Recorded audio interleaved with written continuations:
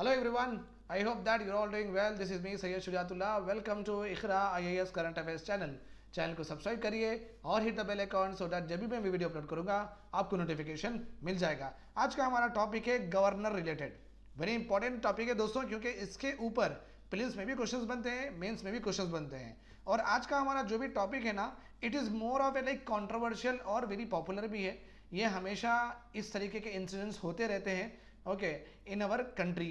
ठीक है, तो इसके ऊपर ध्यान देना बहुत ज़रूरी है विद रिस्पेक्ट टू व्हाट आने वाले प्रीलिम्स के एग्जामिनेशन के मद्देनजर रखते हुए. ठीक है, अभी क्या हुआ आपको पता है, गवर्नर के पास सबसे इंपॉर्टेंट एक पावर दी गई है बाय द कॉन्स्टिट्यूशन. ओके, वो सबसे इंपॉर्टेंट पावरफुल टूल क्या है गवर्नर के पास? वो पावर है, अगर कोई असेंबली एक बिल पास करती है, अगर वो बिल में कुछ ना कुछ गवर्नर को ऐसा महसूस हुआ कि अनकॉन्स्टिट्यूशनल हो सकता है, पब्लिक वेलफेयर के अगेंस्ट हो सकता है, ओके पब्लिक इंटरेस्ट के अगेंस्ट हो सकता है, तो गवर्नर को कॉन्स्टिट्यूशन में ये पावर दिया गया है कि वो बिल पास होने से रोक दे. Okay, it has given the power to what, to stop also. ठीक है, तो ये सबसे बड़ा वेरी माइटी पावरफुल टूल है गवर्नर के पास.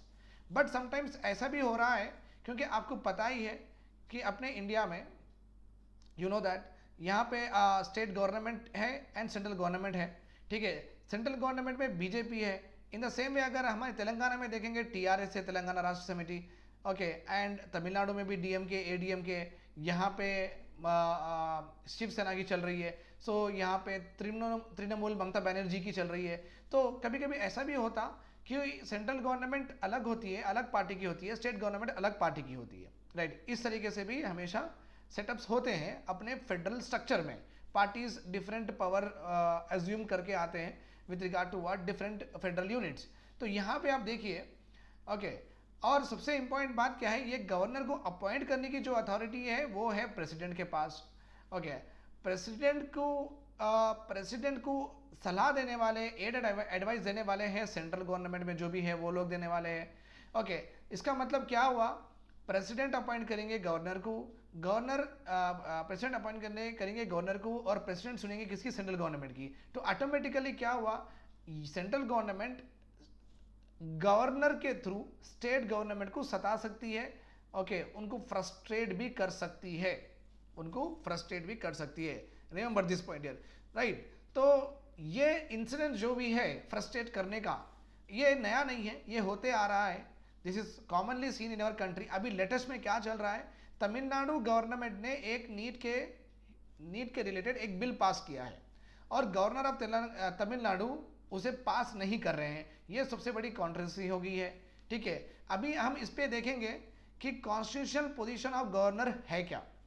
Okay, with regard to bills को किस तरीके से गवर्नर उनके पावर्स यूज कर सकते हैं बिल्स के ऊपर, ये हम आज देखेंगे. ये स्टैटिक है, एग्जाम में आने के मैक्सिमम चांसेस है इसके. ठीक है, राइट. और सुप्रीम कोर्ट का स्टैंड क्या है with regard to the constitutional position of governor, और उस पर ऊपर देखेंगे अपन अंबेडकर जी का क्या व्यू था, गवर्नर का पोजीशन इन अवर कंट्री है क्या. Sarkaria commission which is one of the famous administrative reform commission, तो सरकारिया कमीशन का भी रिकमेंडेशन आया था. उन्होंने भी क्या कहा था कि गवर्नर किस किस्म से काम करना चाहिए अपने कंट्री में, तो उनके भी रिकमेंडेशन देखेंगे. और एक्चुअली कॉन्स्टिट्यूशन में गवर्नर का पोजीशन क्या है उसको हम लिटिल बिट डिकोड करके उसका एक्चुअली एसेंस क्या है, गवर्नर के पोजीशन का एसेंस क्या है, वो भी हम डिकोड करेंगे आज.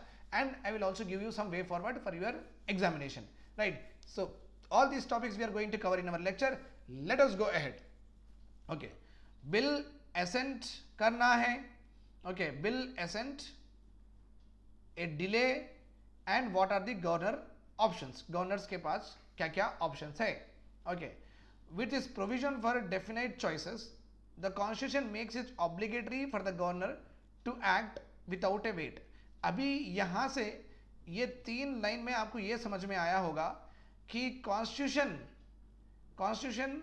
ये कह रहा है गवर्नर को कि कभी भी अगर आपके सामने बिल प्रेजेंट किया जाता है बाय असेंबलीज अगर आपके सामने बिल प्रेजेंट किया जाता है, तो आपको ऑब्लिगेशन है कि वो बिल को आप एसेंट दें, ना कि वेट कराते कराते उनको फ्रस्ट्रेट करें कि बिल को आप असेंट भी नहीं दे रहे हैं, बिल को आप रिजेक्ट भी नहीं कर रहे हैं, बस आप बिल अपने पास रख लिए हैं और असेंबली को आप क्या कर रहे हैं, फ्रस्ट्रेट कर रहे हैं, इरिटेट कर रहे हैं। और वो असेंबली भी ऐसा नहीं कि आपने ठहराई थी, वो असेंबली एक पीपल्स मैंडेट से आई थी, ए पॉपुलर इलेक्टेड गवर्नमेंट है असेंबली। तो जो पॉपुलर मैंडेट से आई हुई गवर्नमेंट को आप काम करने नहीं दे रहे हैं, basically that is what it is saying. So ये ऑब्लिगेशन है गवर्नर के ऊपर कि वो एक्ट करें without a wait. Means act का मतलब है वो असेंट दें, okay, without a wait to the bills presented by the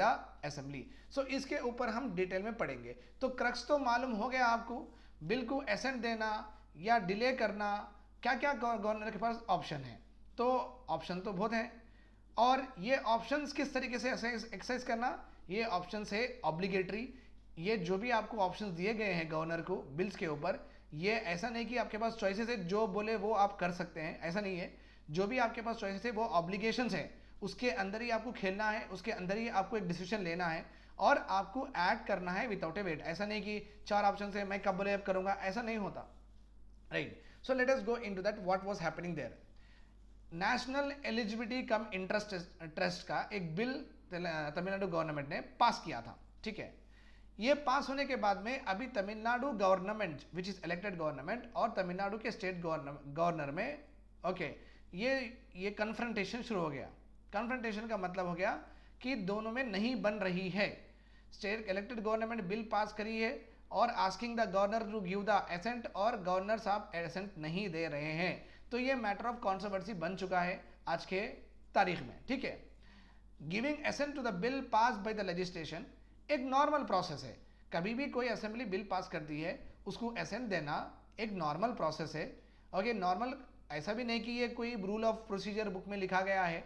ये एसेंट देना कॉन्स्टिट्यूशन एक्ट है, मीन्स कॉन्स्टिट्यूशनल ड्यूटी है गवर्नर के ऊपर कि वो परफॉर्म करना चाहिए कि अगर कोई बिल उनको असेंबली देती है तो उनको वो बिल को एसेंट देना उनका काम ही है, ये उनकी कॉन्स्टिट्यूशनल ड्यूटी है।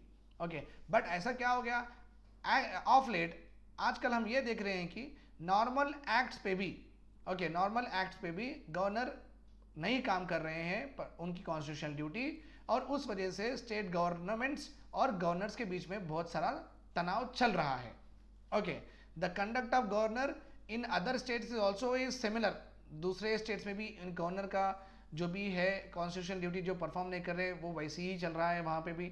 Okay, leading to what, dissent to the elected governments. Okay, जो भी गवर्नमेंट इलेक्टेड हुए आए हैं उनको फ्रस्ट्रेट करने लगे हैं, एज वेल एज जिसके पास कॉन्स्टिट्यूशन के ऊपर फेथ है उनका फेथ भी डगमगा रहा है। क्योंकि गवर्नर का काम क्या, governor is a titular head. Titular head का मतलब है, okay, nominal head. Nominal head का मतलब है नेम सेक। तो रियल हेड गवर्नर नहीं होते हैं। Real head of the state कौन होते हैं, चीफ मिनिस्टर होते हैं रियल हेड। तो जब चीफ मिनिस्टर अगर कोई बिल रखते हैं तो गवर्नर का कॉन्स्टिट्यूशन ड्यूटी क्या है, इसको एसेंट करना। अगर वो कुछ ऊपर नीचे कॉन्स्टिट्यूशन के इनकंसिस्टेंट समझते हैं तो उसके जरिए ऑप्शंस भी है जो हम पढ़ेंगे। बट एट दी एंड क्या है, इनको एक्ट तो करना है, गवर्नर को एक्ट तो करना है, बट गवर्नर एक्ट नहीं कर रहे हैं, वही सबसे बड़ी दिक्कत हो गई है आज की तारीख में, ठीक है।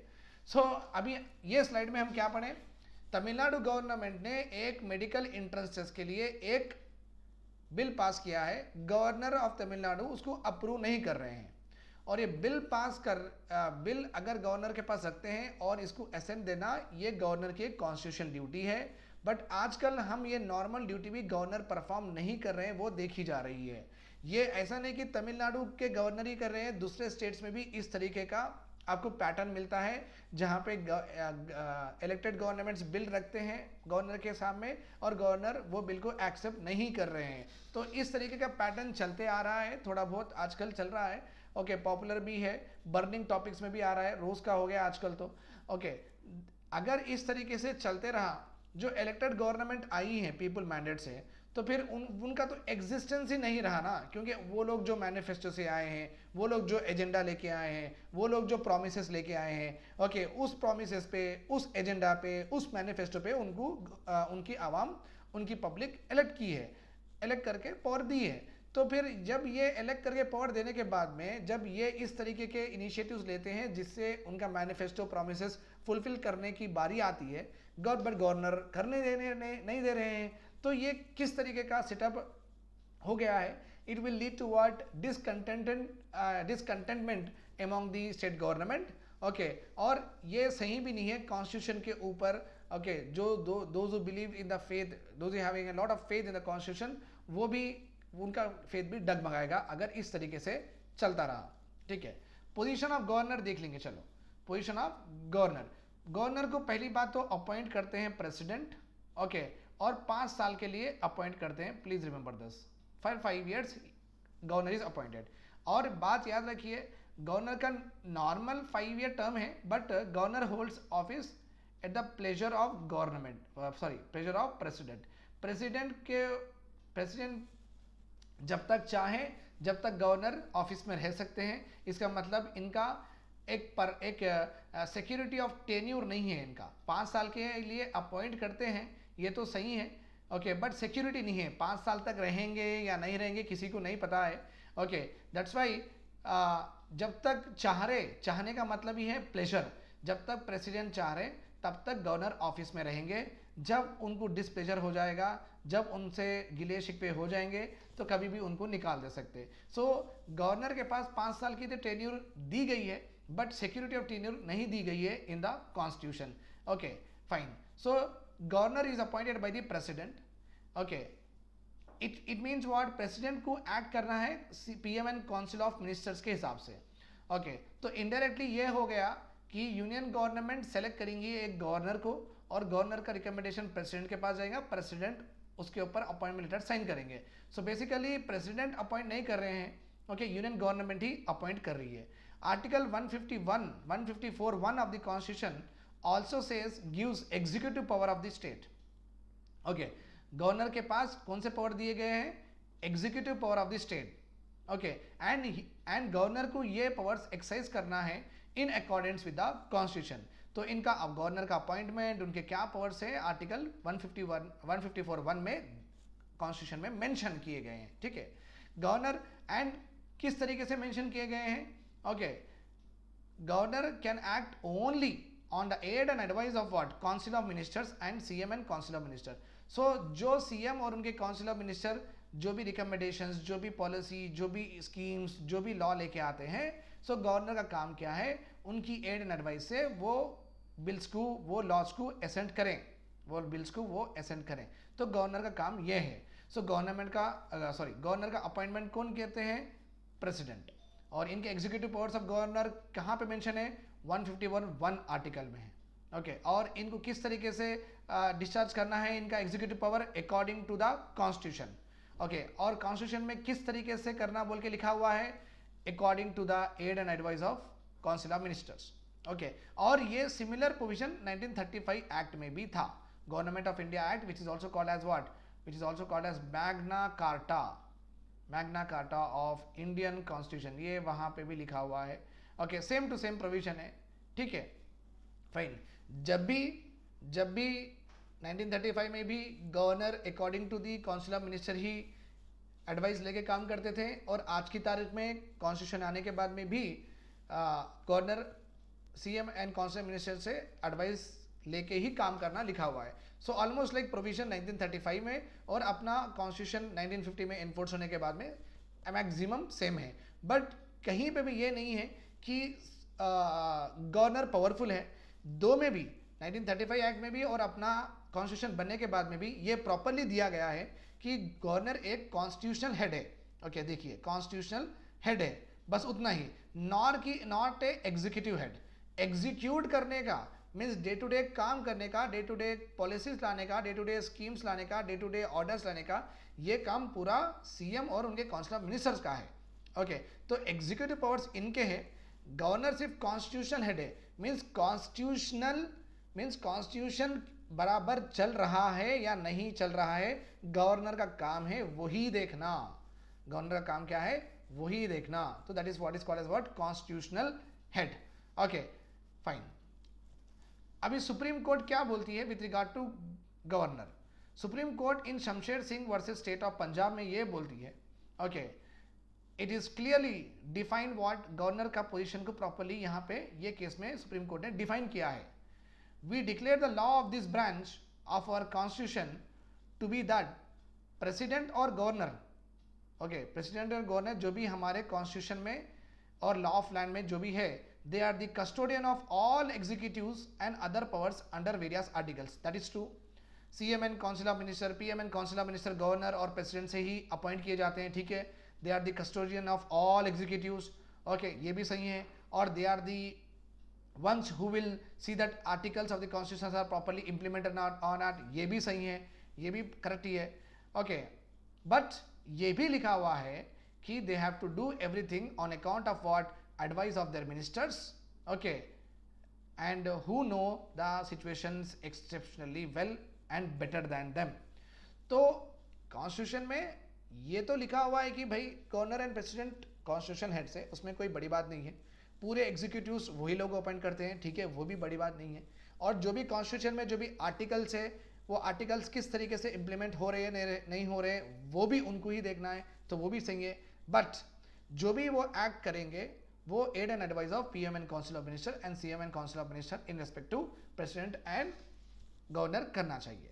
और ये पोजीशन, ये जो जजमेंट है, सुप्रीम कोर्ट का स्टैंड है with regard to governor, it is already once again reiterated in the year 2016 में भी सुप्रीम कोर्ट ने यही कहा था. एक 5 जज कॉन्स्टिट्यूशनल बेंच बिठाई गई थी सुप्रीम कोर्ट में. Okay, the case was नबम Rebia case. Okay, ये केस में भी सुप्रीम कोर्ट ने सेम टू सेम कहा है. सुप्रीम कोर्ट ने सेम टू सेम कहा है. क्या कहा है? गवर्नर और प्रेसिडेंट अपने डिस्क्रिप्शन पे काम नहीं करना है, ये लिखा हुआ ही नहीं है कॉन्स्टिट्यूशन में. They have to act according to their advice of their ministers, उतना ही लिखा हुआ है. सो सुप्रीम कोर्ट भी ये प्रॉपरली मानती है कि गवर्नर और प्रेसिडेंट के पास कुछ डिस्क्रिशनरी पावर्स नहीं है, वो बस एक कॉन्स्टिट्यूशनल हेड्स है, दैट्स ऑल अबाउट इट, उससे ज़्यादा कुछ नहीं है. Okay, fine. अंबेडकर जी का स्टैंड क्या था? लेट अस सी अंबेडकर जी का stand. What is this? Okay, just a second.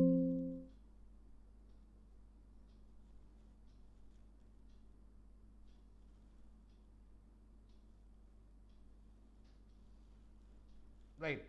सो अंबेडकर जी ने भी ये कहा था, बाबा साहेब अंबेडकर ने ये कहा था कि गवर्नर, इनका तो स्टेटमेंट बहुत ब्लंट था, ओके, बहुत हार्ड हिटिंग था. The governor under the constitution has no functions at all which he can discharge by himself and no functions at all.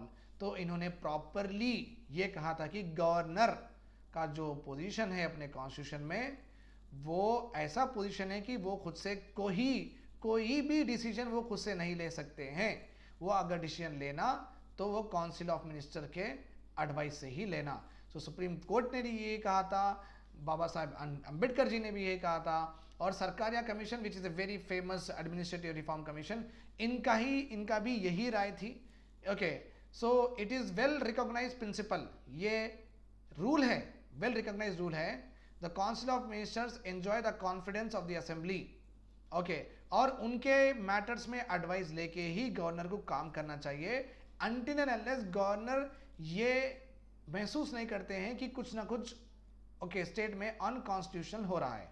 Okay, कुछ स्टेट में अनकॉन्स्टिट्यूशन हो रहा है, जब उनको इस तरीके का अगर प्रॉपर फॉर्म बिलीफ है कि एक स्टेट गवर्नमेंट अनकॉन्स्टिट्यूशन चल रही है, अगर ऐसा प्रॉपर बिलीफ है तो ही वो उनकी एडवाइस से दूर जा सकते हैं. बट अगर ये अनकॉन्स्टिट्यूशन कुछ नहीं हो रहा है स्टेट में, तो उनका काम सिर्फ ओके एसेंट देना ही है. ये ऑब्लिगेशन है उनके ऊपर, ये ऑब्लिगेशन है उनके ऊपर. तो सरकारिया कमीशन ने भी यही कहा था.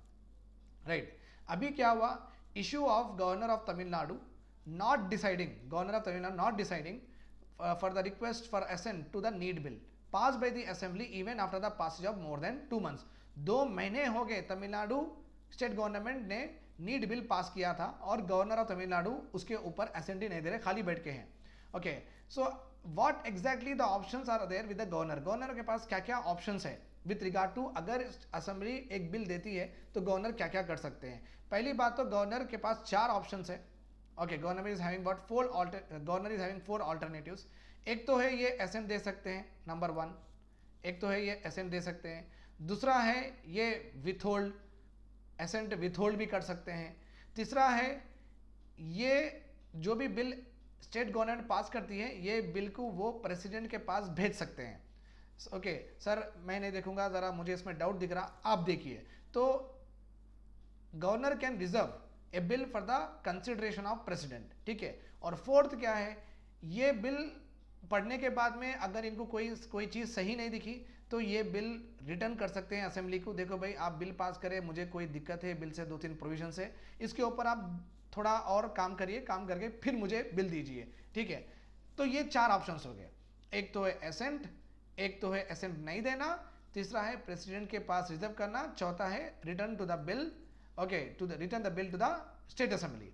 ओके फाइन, जब भी रिटर्न करते हैं गवर्नर, ओके, स्टेट गवर्नमेंट के लिए जब भी रिटर्न कर देते हैं बिल को, अगर स्टेट गवर्नमेंट और समझो गवर्नर रिकमेंडेशन भी दिए हैं, ओके, गवर्नर ये इस तरीके से बोले हैं कि ये प्रोविजन इस तरीके से होना चाहिए, ये प्रोविजन उस तरीके से होना चाहिए, ये प्रोविजन निकाल दो, ये प्रोविजन डाल दो, सो गवर्नर थोड़े बहुत सजेशंस दे के असेंबली को फिर से भेजते हैं। फिर से भेजने के बाद में फिर से असेंबली उनके सजेशंस नहीं मानते हुआ, जैसा बिल ऑलरेडी पास किया गया था, पहली दफ़ा जैसा भेजा गया था, दूसरी बारी भी उस तरीके से ही सेम टू सेम भेजा गया गवर्नर के पास, तब उनको डेफिनेट एसेंट देना है। क्या देना है? डेफिनेट एसेंट मीन्स पक्का। अगर एक बिल 2 बार पास करके अगर असेंबली भेजती है तो गवर्नर के पास कुछ चॉइस ही नहीं बचा, उनको तो देना ही देना है, राइट फाइन। तो यहाँ पे क्या हुआ तमिलनाडु के साथ, वो नीड बिल पास किए हैं, पास करने के बाद में वो गवर्नर के पास भेजे हैं बिल को। गवर्नर के पास भेजने के बाद गवर्नर उसके ऊपर एसेंट ही नहीं दे रहे, 2 महीने हो गए। तो रिसेंटली फरवरी 2022 में, हाल में 2 महीने पहले वही बिल को और एक बार पास करी है, ओके, तमिलनाडु असेंबली, तब भी नहीं भेज रहे हैं, तब भी ओके एसेंट नहीं दे रहे हैं। तो 2 बार पास करने के बाद में तो डेफिनेट देना ही है, कॉन्स्टिट्यूशन में लिखे हुआ है, बट गवर्नर एक्ट नहीं कर रहे हैं उसके ऊपर। Okay, the governor of Tamil Nadu return the NEET bill to consider again, okay. इस वजह से क्या है, ये असेंबली ने उसको पास करा था फिर से, 2 बार हो गया, ये 2 बार हो गया, but still the bill has not assented, अभी तक बिल असेंट नहीं किए गए हैं बाय द गवर्नर। तो अभी स्टेट गवर्नमेंट को गुस्सा भी आ रहा है, उनको थोड़ा बहुत गिले शिकवे भी पैदा हो रहे हैं, कॉन्स्टिट्यूशन बराबर से नहीं चल रहा है, वो भी उनको तकलीफ हो रही है। So that is all is there. तो यहाँ पे क्या है, ठीक है, ये तो बात आपको पता है, ओके, नहीं भी है तो मैं बोल दूंगा कि गवर्नर और प्रेसिडेंट उनके जो भी काम है ना, वो करें या ना करें, कोई उनको पूछ नहीं है इंडिया में, ओके, अपने इंडियन लॉ में उनको, इंडियन कॉन्स्टिट्यूशन उनको पूछ नहीं है। आर्टिकल 361 उनको थोड़ा बहुत फ्री कर देता है कि वो ड्यूटीज़ परफॉर्म करें या नहीं करें, या आए या नहीं आए, तो उनकी पूछ नहीं है कि क्यों नहीं आए, क्यों नहीं करे ऐसा। तो जैसा उनको वहाँ पे एग्जम्पशंस है, वो एग्जम्पशंस का वो लोग फ़ायदा उठा के वो इस तरीके से एसेंट नहीं दे के नहीं बैठ सकते ना। तो क्योंकि स्टेट गवर्नमेंट रुक जाएगी, लॉज पूरे पैरालाइज हो जाएंगे, फिर किस तरीके से काम करेंगे, तो ऐसा नहीं हो सकता। ओके, ए रॉन्ग व्यू लेके चल रही हैं, okay, central government and the governors. Okay, इनका मानना क्या है, एसेंट क्यों नहीं दे रहे, अगर ये पूछे तो वो बोल रहे हैं कि देखो भाई, एसेंट देने का कुछ फिक्स टाइम मेंशन नहीं किया गया है कॉन्स्टिट्यूशन में।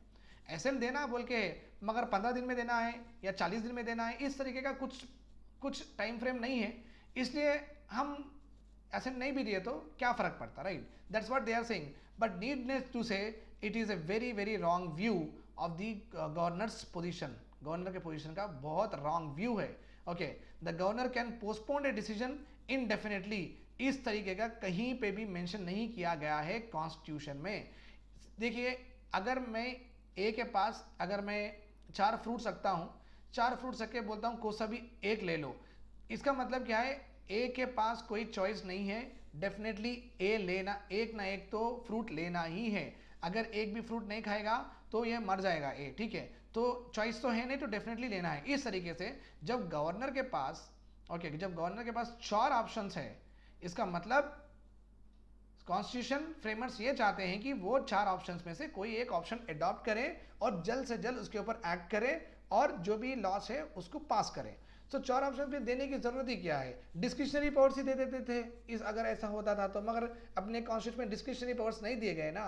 ओके, जो भी एक्ट करना है थोड़ी जगह दिए गए हैं, but that is a very different situations all together. But bill को रिलेटेड इनके पास डिस्क्रिशनरी पावर्स कुछ है ही नहीं, तो फिर क्यों ये डिस्क्रिशनरी पावर्स यूज करके बिल्स को ऐसा स्टॉप कर रहे हैं गवर्नर्स, ये समझ में नहीं आ रहा है, राइट। तो यहाँ पे वही लिखे वाला है, while it is true that article 200, article 200 में कहीं पे भी मेंशन नहीं है कि कितने टाइम में गवर्नर एसेंट देना चाहिए बिल को, ओके, ये मेंशन नहीं है, okay, but it is imperative, ये बहुत जरूरी भी on part of the governor to exercise one of the options contained therein. तो 4 में से एक तो ऑप्शन आप लेना ही लेना है, गवर्नर यूज करना ही करना है। तो फिर 4 ऑप्शन देने का मतलब ही क्या है, ये बात सही है टाइम फ्रेम नहीं है कब देना है एसेंट, बट 4 में से एक काम तो करना है, या तो एसेंट दो या तो रिजेक्ट करो फिर से पास करेंगे, तो रिजेक्ट करे तो फिर से पास करो तो कैसे भी देना है, या प्रेसिडेंट के पास भेज दो। तो 4 तो ऑप्शन है आपके पास, बट आप ये 4 ऑप्शंस नहीं यूज करके you can not just sit quietly on the bills.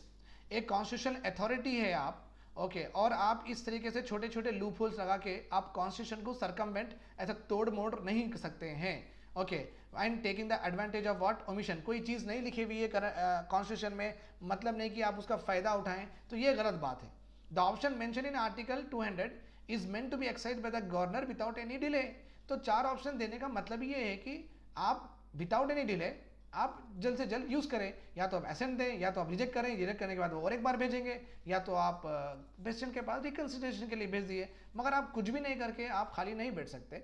ये आप टाइम फ्रेम के बहाने you can not just delay delay the government. The context of article 200 also need to be understood to be able to take the correct decision after a bill is pass by the legislature. जब bill pass होता है legislature से, it is sent to the governor, immediately भेज देते हैं, okay, and article does not say that governor should take the step at what time, ये हम पढ़ लिए। It is clearly unambiguously states the option for him to exercise, okay, time frame नहीं है but options तो दे दिए गए हैं। इसका मतलब है the moment the bill is पास, आपके पास 4 ऑप्शन है, जल्दी जल्दी आप उसके ऊपर एक्ट करें, ओके, आप विदाउट एक्सरसाइजिंग, आप एक्सरसाइज नहीं करके आपके options, okay, non action is not A option contain in what article 200। Action नहीं करके बिल के ऊपर आप डिसीजन नहीं लेके खाली बैठ जाना भी अनकॉन्स्टिट्यूशनल है अंडर आर्टिकल 200, बिकॉज 4 आपके पास ऑप्शन है, 4 के 4 में से कुछ तो भी यूज करना। अगर आप 4 में से कोई भी यूज नहीं कर रहे, आपका नॉन एक्शन भी एक अनकॉन्स्टिट्यूशनल है, इस तरीके से बोला गया है। But sitting on the bill after the assembly has passed it again, okay, ये तो परमिसिबल ही नहीं है कॉन्स्टिट्यूशन में। अगर 1 से 2 बारी अगर एक बिल पास किया जाता है, कॉन्स्टिट्यूशन में लिखा हुआ है कि मैंडेटरी ऑब्लिगेटरी गवर्नर देना ही देना है, तो तमिलनाडु गवर्नमेंट में 2 बार पास किया है, तो अब किस वजह से रोक रहे हैं, ये तो कंप्लीटली अनकॉन्स्टिट्यूशनल हो गया है, राइट और wrong. Clearly says that he can not withhold the assent, अगर 2 बारी पास होता है तो he can not withhold the assent. तो तमिलनाडु का बिल 2 बार पास हुआ है, तो आप कौन से एक प्रोविजन से, कौन सा प्रोविजन लेके कॉन्स्टिट्यूशन का बिल रोक के बैठे हैं, that is a question, okay. The constitution could never have intended that कि आप एक बिल के ऊपर आराम से बैठ जाओ, एक डिसीजन नहीं लो, जस्ट कि उसमें ये टाइम फ्रेम नहीं लिखा हुआ है, वो बहाना लेके आप खाली बिल के ऊपर बैठ जाओ, कुछ काम मत करो, ऐसा कुछ लिखा हुआ नहीं है। In fact, the words in Article 200 clearly says that it shall be precedent to the governor and governor shall declare, shall is nothing but must, कैसा भी करना है, shall declare, indicate the constitution requires the governor to act without any delay।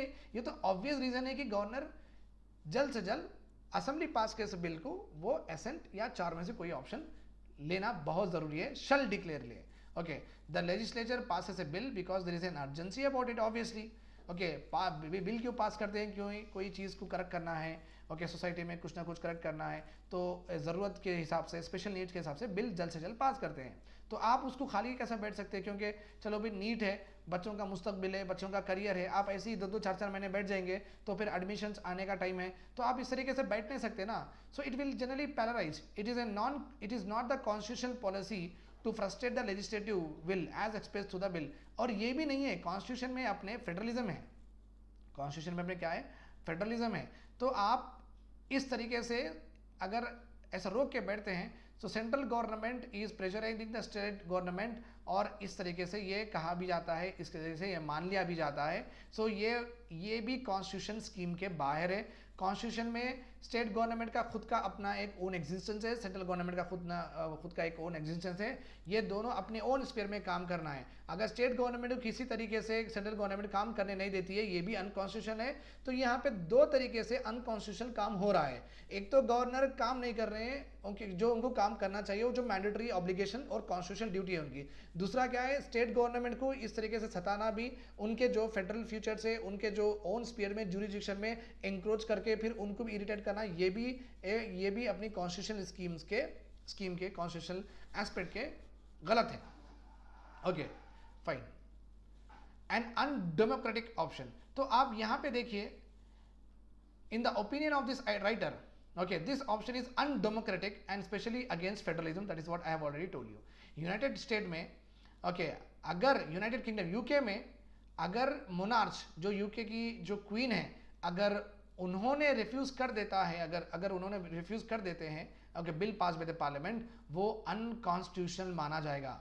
Okay, तो basically UK के monarch एक nominal head की तरह उनको डिक्लेयर किया है और उन्हें वैसे ही काम करना चाहिए। ये लेजिस्लेचर में उनका इन्वॉल्वमेंट नहीं होना चाहिए। तो इफ़ शी सेज दैट नहीं, मैं ये बिल रिफ्यूज़ करती हूँ या ऐसे नहीं देती हूँ, तो ये अनकॉन्स्टिट्यूशनल माना जाएगा। सिमिलरली ऑस्ट्रेलिया में भी refusal of assent to a bill by the crown is considered repugnant to the federal system. अगर ऑस्ट्रेलिया में भी अगर ऐसा करते हैं, वहाँ पे भी अनकॉन्स्टिट्यूशनल ऑलरेडी माना गया है, उनके पास लिखे हुआ है कि अगर क्राउन रहो कोई भी रहो, अगर वो नई बिल असेंट करते हैं तो ये उनका अनकॉन्स्टिट्यूशनल एक्ट है। तो बेसिकली जो भी काउंसिल ऑफ मिनिस्टर्स कहते हैं, जो भी एडवाइस देते हैं, तो गवर्नर रहो प्रेसिडेंट रहो, वो बेसिकली फॉलो करनी चाहिए और वैसा स्टेट गवर्नमेंट को इरिटेट नहीं करना चाहिए। बिकॉज उससे क्या होगा, अपने गवर्नर और प्रेसिडेंट उनकी कॉन्स्टिट्यूशन ड्यूटी से ड्यूटी नहीं कर रहे हैं, उससे दूर जा रहे हैं। प्लस फेडरल सिस्टम में इस तरीके का प्रॉब्लम नहीं होना चाहिए, बिकॉज ऐसा रहा तो स्टेट गवर्नमेंट की एंग्जाइटी बढ़ जाएगी, फिर वो भी हैफेज़र्ड स्टेप ले लेके टोटल स्ट्रक्चर को हार्म कर सकते हैं फेडरल के। Right, this is all about today's lecture. Have a nice day, bye bye, take care.